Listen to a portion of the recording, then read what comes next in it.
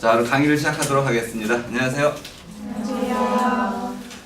네, 이제 오늘은 사랑의 기술이라는 에릭 프롬의 책에 대해서 사랑의 본질은 주는 것이다 라는 논제로 토론을 해보도록 할 텐데요. 사랑이 과연 주는 것인지 받는 것인지에 대해서 생각해보는 시간입니다. 자, 사랑은 배워야 하는 것일까요? 아닐까요?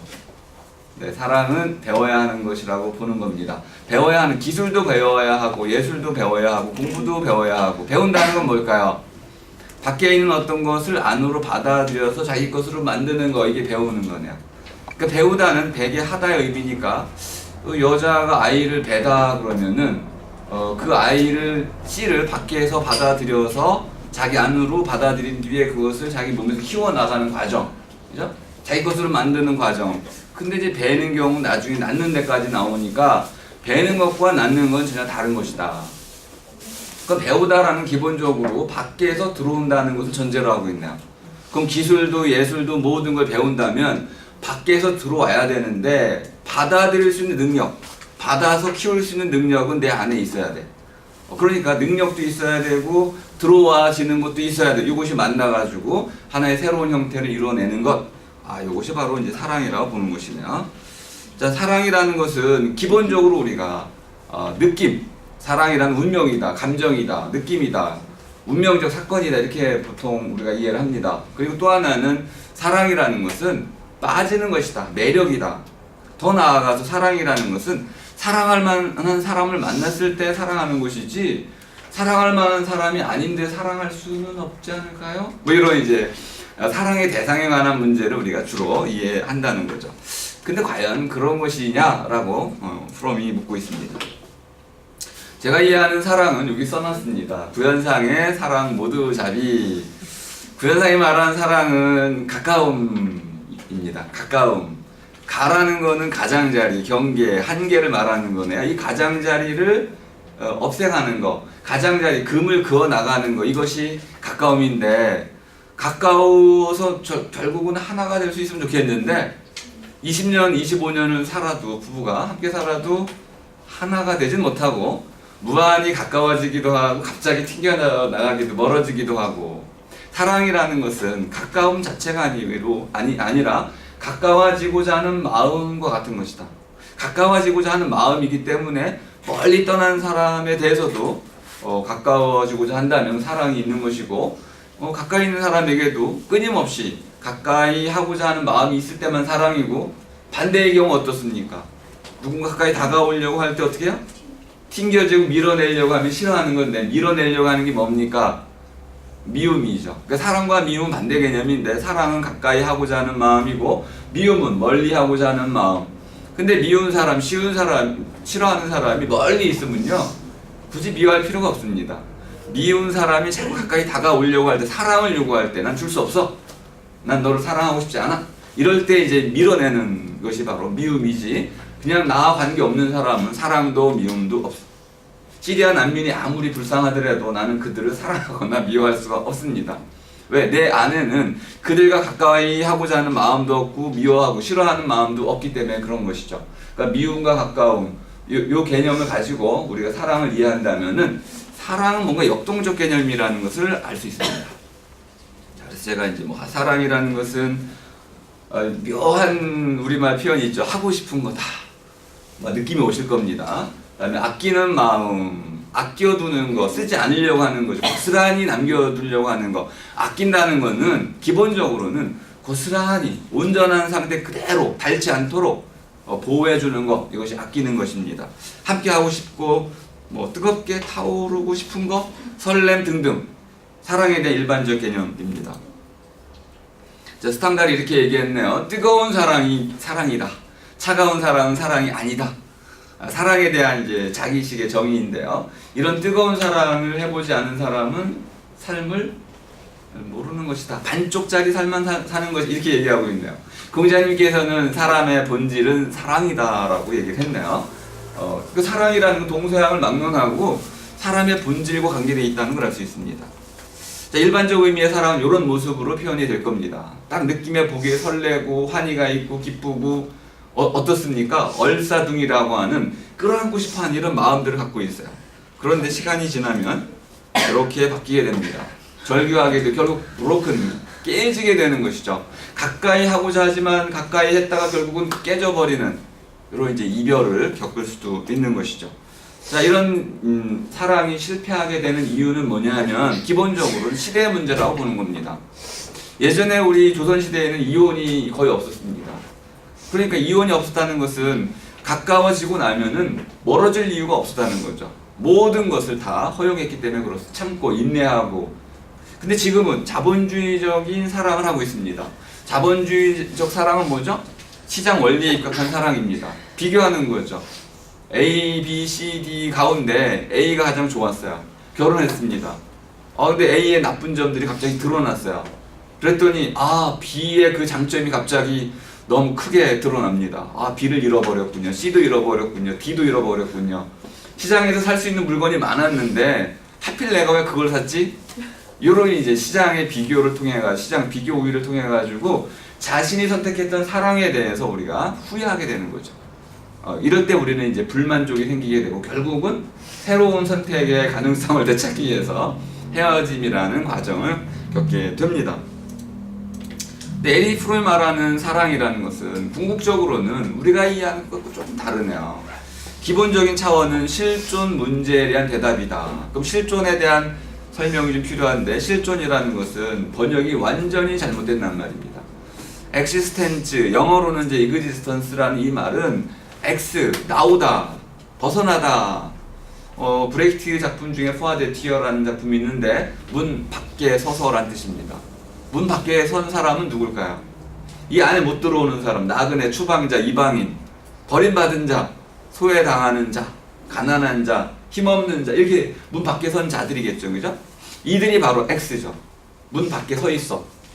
그러니까 existence라는 말의 의미는 뭐냐면 바깥에 서 있음, 들어오지 함께하지 못하고 있음, 소속되어 있지 않은 사람들을 말하는 거네요. 그러면 인간 전체가 existence라고 한다면은 인간은 누구로부터 소외당한 걸까요? 원래 하나 되어 있던 모습, 원래 하나 됐던 모습, 신과 분리되어 모습. 이걸 이제 프로이드는 어떻게 표현했냐면 어머니와 완벽한 일체를 이루고 있었던 자궁에서의 평화 상태에서, 공존의 상태에서 자궁 밖으로 나오는 탄생 분리를 통해 가지고 불안공포증, 분리불안이라는 것을 경험하게 되고 이 분리불안이라는 것은 평생 지속된다. 그래서 사람들은 이 분리불안을 극복하기 위해서 합일, 공서적인 합의를 추구하게 된다는 것이죠. 하나가 되기 위해서 이제 노력을 한다는 것인데 플라톤은 에로스 신화를 말했습니다. 원래 인간은 남녀가 한 몸으로 되어 있어 자웅동체였는데 신이 이것을 인간의 벌을 주느라고 반을 쪼개놨어. 그래서 인간들은 이제 남녀의 원래 한 짝이었던 것들이 분리돼가지고 뿔뿔이 흩어져서 살게 됐는데 원래 갖고 있었던 이 그 고향에 대한 그 그리움, 이것 때문에 어떤 일이 벌어집니까? 자기의 반쪽을 찾아서 전 세계를 떠돌게 되는 거죠. 그럼 딱 찾았어요. 찾았는 줄 알았는데 살다 보니까 내 반쪽이 아니었어.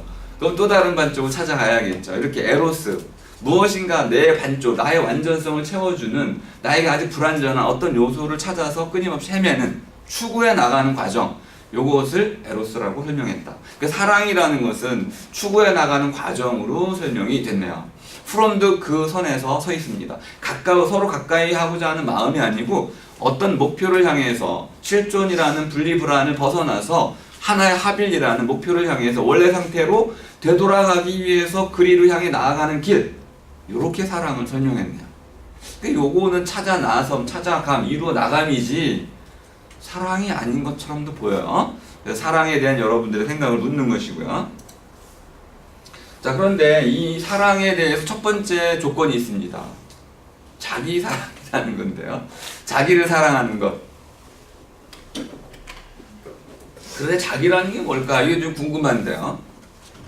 여러분, 너 누구야? 그러면은 저는 숙대생입니다. 이렇게 대답을 하시겠죠. 너 누구야? 그러면 숙대생인데요? 그래, 너 누구야? 이제 망설이게 되죠. 얘기해 줄 건 다 얘기했는데 숙대생 말고 다른 걸 얘기해 달라는 거 아니에요. 그럼 뭐라고 얘기합니까? 그때는 이름을 얘기하겠죠. 구현상입니다. 또 물어봐. 너 누구야? 망설이다 결국은 네, 교수인데요. 너 누구야?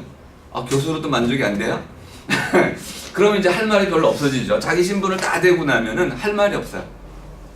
너 누구냐 이렇게 물을 때 우리가 가장 대답하기 쉬운 건 뭐냐면요, 저는 우리말로 학문하기를 추구하고 있습니다. 자기의 꿈을 얘기하는 거죠. 자기의 꿈을 얘기하면 모든 걸 다 말해줄 수 있습니다. 근데 신분을 얘기하면 조각조각 분리 나뉘게 되죠. 자, 누구냐는 물음은 세계를 묻는 물음입니다. 당신은 어떤 세계 속에 살아갑니까?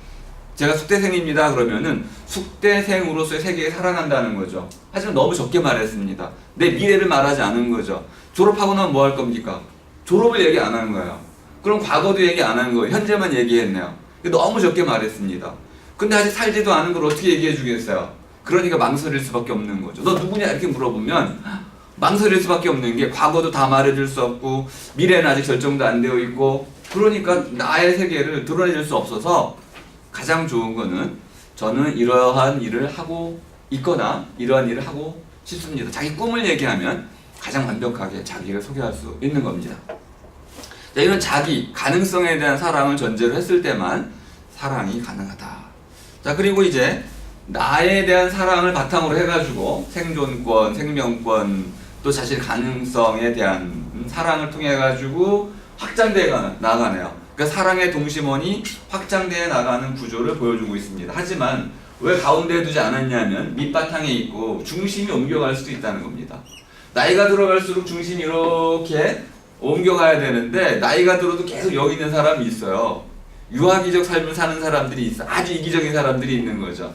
중심이 옮겨가야 되는데 기본적으로는 이렇게 자기를 바탕으로 해서 올라가기 때문에 동심원이 확장되긴 하지만 위로 퍼지면서 확장돼서, 제가 이제 조금 속된 말을 쓴다면 이제 오르가즘이 뭔가 이렇게 이제 씨앗 상태에 있다가 사다리를 올라가는 거, 클라이맥스에 이걸 이제 오르가즘이라고 하는데, 기본적인 자기의 바탕을 통해 가지고 위로 올라가는 모습. 근데 퍼져가고 있죠. 근데 이 나를 버리고 이제 이렇게 자신의 중심이 위로 올라갈 수도 있습니다.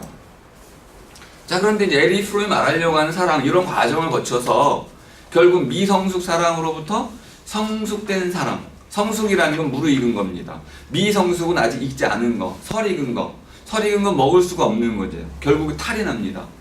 무르익은 것만이 우리에게 영향을 주는 것이죠. 성숙한 사랑을 통해서 결국 분리불안, 실존의 분리라고 하는 이것을 극복해 나가는, 서로가 하나 되는 이런 과정을 이루어가는 거. 그 결과적으로는 행복해지는 삶을 살아가야겠네요.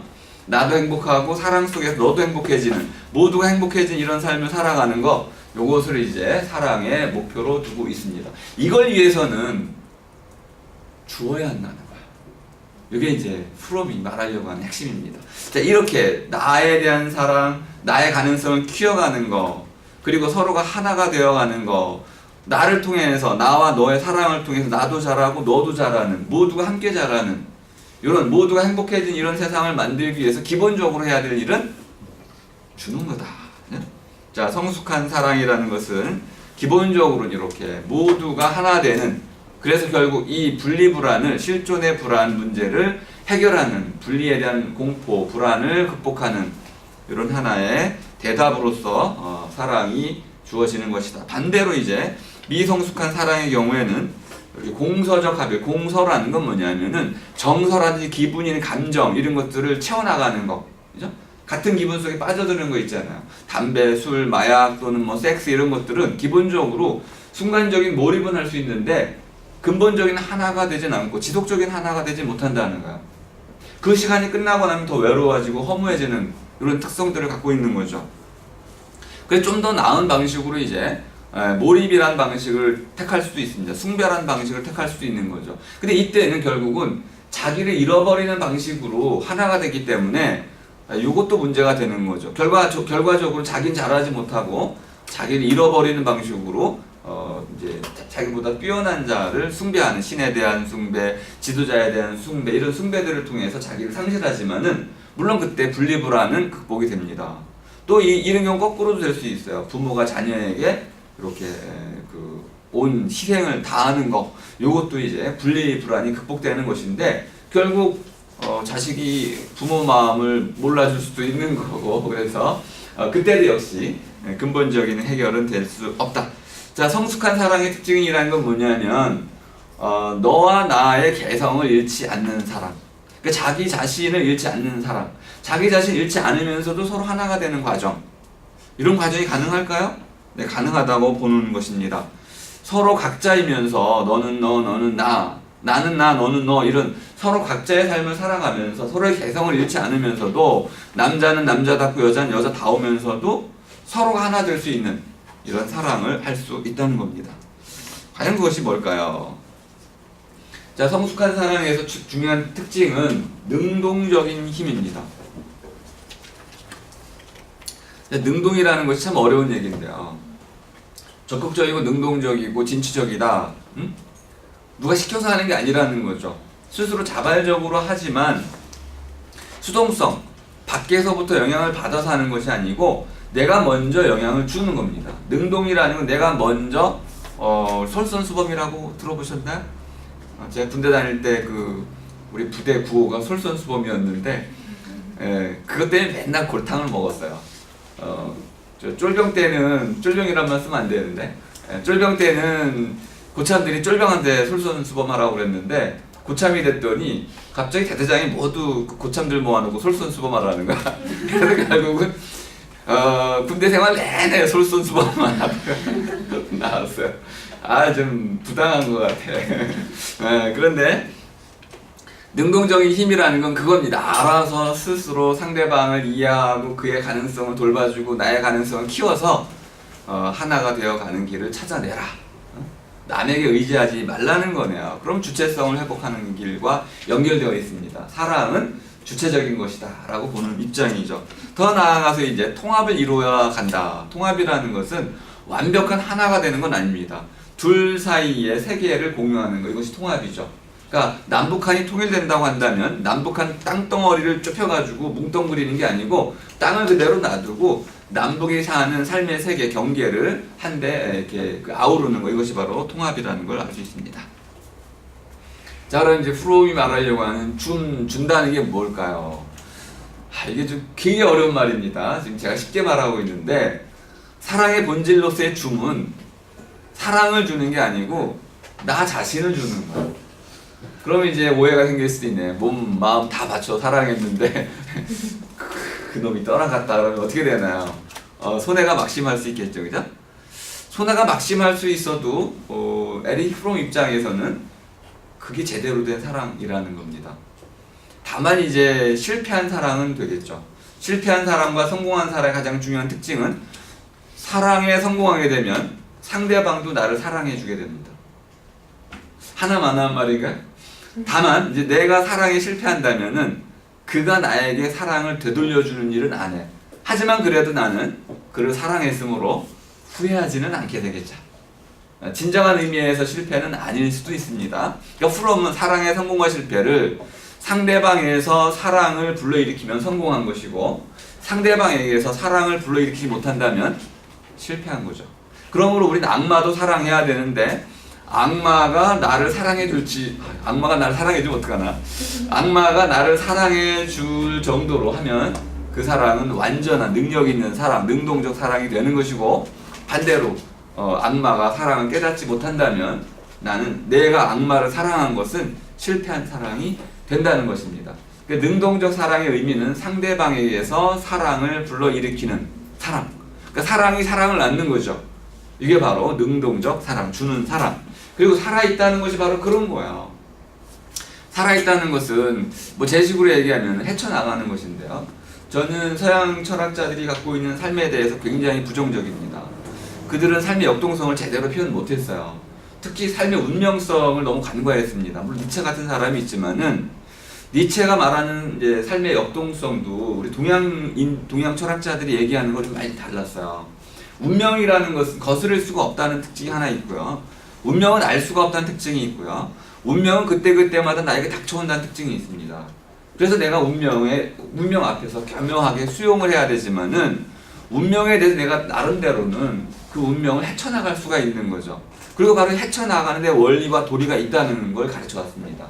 그래서 삶이라는 것은, 살아나간다는 것은 헤쳐나가는 것인데 역경이라든지 운명이 나에게 주어진 닥쳐오는 어떤 것들을 그 가장 아름다운 또는 사람다운 또는 사람이 마땅히 살아가야 할 그 길을 찾아 나가서 그 사람다움을 이뤄가는 길, 그것을 이제 헤쳐나감. 헤쳐 수영해가지고 목적지에 도달하면 사는 것이고, 목적지에 도달하지 못하면 꼬르륵 가라앉아 죽게 되는 거죠. 그 삶을 이렇게 위험으로 본 것, 그래서 결국은 그 목적지를 향해서 나아가도록 가르쳐 준 것, 헤쳐나감을 삶의 본질로 가르쳐 준 것이 바로 우리 동철이다. 서철에서는 이제 위로 올라가는 걸 강조해 왔어요. 기독교 때문에 구원이라든지 또는 어떤 가치를 이룬다든지 자아 실현이라 이런 관점에서 주로 설명을 해왔는데, 동양은 이렇게 멀리 나아간다는, 헤쳐나간다는 방식으로 삶을 설명해 왔습니다. 그러니까 우리는 이제 두 가지 모두의 설명 방식을 통합해야겠죠. 위로 올라가는 방식, 앞으로 나아가는, 헤쳐나가는 방식을 모두 포괄할 수 있다면은 삶에 대한 가장 완전한 설명을 이룰 수 있을 겁니다. 제가 하려고 하는 방식이고요.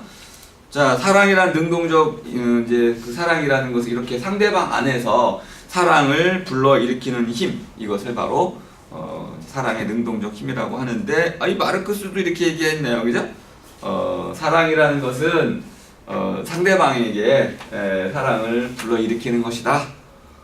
마르크스는 사실 휴머니스트라고 할 수 있습니다. 우리가 혁명가로만 이해하지만은 마르크스는 가장 그 자유로운 삶을 추구했던 사람이에요. 노동으로부터 해방, 노동으로부터 자유를 추구했던 사람이 마르크스지, 노동자 농민의 해방을 요구했던 건 아닙니다. 노동자 농민의 해방도 결국은 노동으로부터 해방을 요구했던 것이죠. 귀족적인 삶, 교양 있는 삶을 마르크스는 추구했던 겁니다. 자, 그런데 이런 이제 과연 사랑이라는 것이 단순한 감정의 어떤 활동이냐, 그래서 느끼는 그대로의 감정, 그것을 사랑이라고 말을 해야 되느냐, 아니면 사랑이라는 것은 감정 플러스 정신 플러스 관계 해가지고 어떤 특정한 관계 속으로 내가 들어가는 것, 참여하는 것이냐, 이게 이제 본래적인 문제입니다. 가장 중요한 문제죠, 그죠? 분리불안이 나왔고 실존 불안이 생겼는데, 과연 이 분리불안을 극복할 수 없다면 어떻게 돼야 될까요? 견디고 살아야죠, 뭐. 헤어졌어요. 근데 다시 그 재결합될 가능성이 없으면 어떻게 살아야 돼요?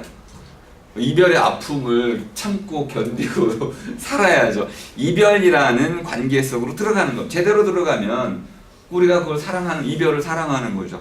또 우리가 나름대로 남녀 관계든 부모와 관계든 뭐 여러 관계 속에서 그 관계 자체 속으로 제대로 들어간다는 게 바로, 그 관계에 참여한다는 것이 바로 사랑한다는 것이다. 그 관계에서 최선을 다하는 것, 이것이 바로 사랑이라고 말을 하고 있는 거네요.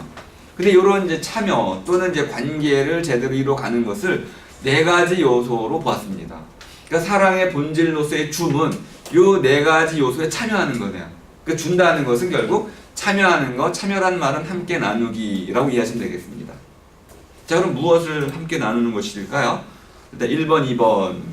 보호와 관심을 한데 묶어서 쓸 수 있고요. 그다음에 책임.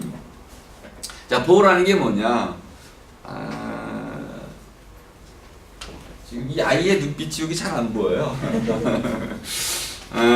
이놈이 엄마를 쳐다보고 있어야 되는데 엉뚱한 데를 쳐다보고 아빠를 바라보고 있다고 저는 생각을 해서 이 사진을 택했습니다. 엄마가 이제 우유를 먹이고 있는데 누가 옆에 있겠어요? 아빠가 이제 아이의 이제 눈빛을 끄는 거죠. 그래서 아빠가 있고 아이가 있고 엄마가 있다라는 관계를 이제 보여주고 있는데요. 이것이 바로 사랑의 첫 번째 요소이다. 관심, 그리고 보호, 아낌으로서의 사랑이에요. 그런데 이렇게 아낌으로서의 사랑을 한다고 해가지고 안 쓰고 따를까봐 뭐 애지중지 이것만 하면 안 돼.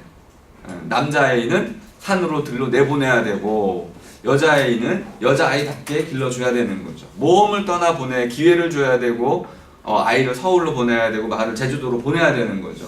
이렇게 기르고 가르치고 또 나름대로 시련을 줌으로써 갈고 닦아 나가는 과정, 이것이 아끼는 것이지 쓰지 않는 게 아끼는 것은 아니다. 제대로 쓰는 것이 아끼는 것이다. 이렇게 이해하시면은 보호라는 건 그런 것이구나. 관심이라는 건 굉장히 멋진 표현인데요. 성진 스님이 이렇게 얘기를 했죠. 스치는 모든 것을 미소로 바꾸는 힘. 와, 멋있네요. 이게 굉장히 어려워. 어떤 사람이 내 뺨을 때렸어요. 미소를 지을 수 있나요? 상대에 관심을 가지려면 지나가는 사람이 무뚝뚝해도 미소를 띄우고 에스컬레이터 고장나 있어도 미소를 띄우고 스치는 모든 것에 대해서 내가 미소를 띄울 수 있을 때 아하 이렇게 됐구나. 그 다음에 뭘 하게 됩니까? 이제 내가 무엇을 할지를 찾아가게 되는 거죠. 이게 능동성이에요. 그죠? 관심, 도라는 것이 바로 있을 때만 내가 상대방을 적극적으로 사랑할 수 있게 되고 사랑이 곧 참여이니까 에스컬레이터 고장났으면 어떡합니까? 걸어 올라가면 되는데 신고하고 다칠 사람이 있는지 살펴보고 이런 것이 바로 사랑이라는 거죠. 두 번째 책임이라는 건데요. 요즘 제가 한번 사랑에 대한 연구를 하다가 학생들하고 이제 심층 인터뷰를 했었는데 발표를 못해서 내가 너무 화가 나서 이 간단한 예만 드리면은 A, B, C, D 이렇게 학생들한테 물었는데 한 학생 여학생한테 물었어요. 야, 네 남자친구가 멋있는데 여자친구가 있어요. 근데 여자친구가 어느 날 남자친구가 없었는데 남자친구 생겼어. 근데 그 남자친구가 내 남자친구보다 더 멋있어. 그럼 어떡할래? 그랬더니 내 남자친구를 버려요. 사랑한다며. 그래도 버려요. 왜 버려? 그랬더니 자존심이 상해요. 아니 사랑한다며 아무리 강조해도 그래도 버려요. 네, 이거를 얘기하는 겁니다. 마음 한 번 주면 끝까지 가야지. 응? 비교하고 막 해가지고 자기는 비교 안 당하겠어 그러면은 자기는 비교 당할 거 아니야. 이렇게 책임이라는 관점에서 책임이라는 거 가장 중요한 특징은 뭐냐? 자발성이라는 겁니다. 미리 내가 알아서 해주는 거죠. 어머니가 아프셔 그러면 미리 일찍 일어나가지고 밥하고 빨래하고 청소하고 어머니 보살펴주고 동생 학교 보내고 이게 이제 책임이라는 거야. 그죠? 자발적으로 자기가 할 수 있는 모든 일들을 스스로 알아서 해주는 거, 능동적으로 참여해주는 이것이 바로 책임이지 나한테 떠맡겨진 것만 해내는 거 이것이 책임은 책임의 범위를 넓혔습니다.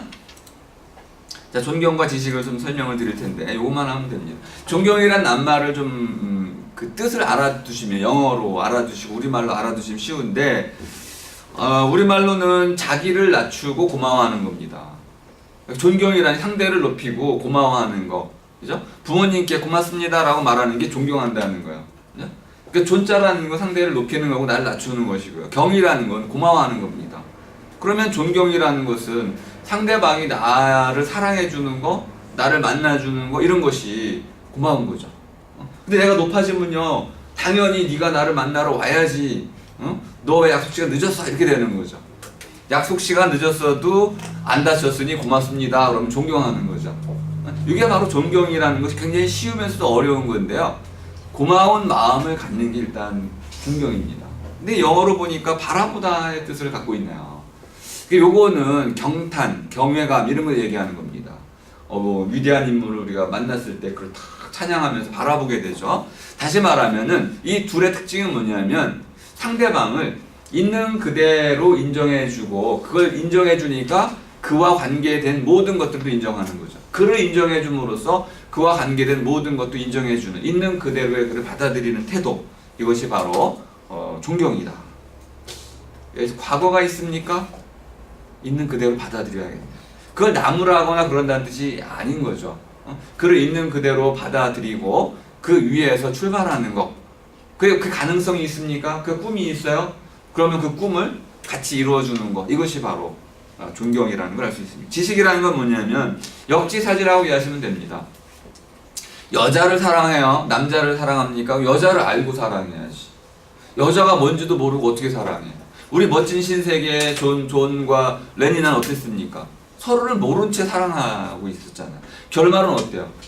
결국 오해만 생기는 거죠. 싸우게 되고 결국 자기가 사랑한 여자를 창녀라고 부르짖게 되는 이상한 결론을 다다르게 되잖아요. 결국 사랑에는 뭐가 들어가 있어야 되느냐? 상대방의 본질에 대한 정확한 지식. 이건 뭐 지식이라고 하니까 그런데 역지사지. 상대방의 입장을 충분히 이해하는 그러한 마음가짐, 지혜가 있어야 된다. 자, 요걸 이제 통 털어가지고 주는 것이다 라고 쓰고 있네요. 그러니까 표현이 좀 맞지 않습니다. 요런 걸 좀 더 제식으로 얘기하면 주는 게 아니고 가까이 하고자 하는 것이다. 이렇게 설명할 수 있겠다. 자, 그러면 이제 요 네 가지가 서로 상호 의존적으로 연결돼서 사랑이라는 것을 이루게 됩니다. 자, 사랑 결론 내리겠습니다. 사랑이라는 것은 너와 나 그리고 우리 모두 더 나아가면은 인류까지도 서로 하나가 될 수 있도록 서로 가깝게 만들어주는 근원적인 힘, 시멘트와 같은 것이다. 집을 지을 수도 있고 또 건물을 지을 수도 있고 이렇게 무엇인가 우리가 살아갈 수 있는 집을 지을 수 있는 그 시멘트, 벽돌은 널려 있습니다. 그 시멘트가 바로 사랑이다. 그리고 그 집을 하나 지어가지고 그 안에 더불어 한데 살아간다면 우리는 분리불안, 실존불안을 극복할 수가 있다. 이렇게 이해하시면 되겠고요. 사랑을 하게 되면 트라게디라는 게 비극이라고 설명했는데 참 어려운, 이 비극이라고 이해하면 안 됩니다. 우리가 말은 비극이라고 했는데 사랑에 희생이라는 건 없다는 거야. 이해하셨어요? 내가 뭐 부모가 자식을 위해서 내가 너 얼만큼 희생했는데 그런 말 하는 부모는 자식을 사랑하는 게 아닌 거야. 물론 본질적으로 얘기하면 그렇다는 건데 사랑에는 비극도 없고 서양식으로 말하면 트라제디, 희생도 없는 거죠. 그 사랑이 없다는 거 그거 자체가 오히려 비극이라고 말할 수 있습니다. 자, 사랑이라는 것은 제 결론은 다 했는데 자, 이것으로 제 강의는 마치도록 하겠습니다. 고맙습니다.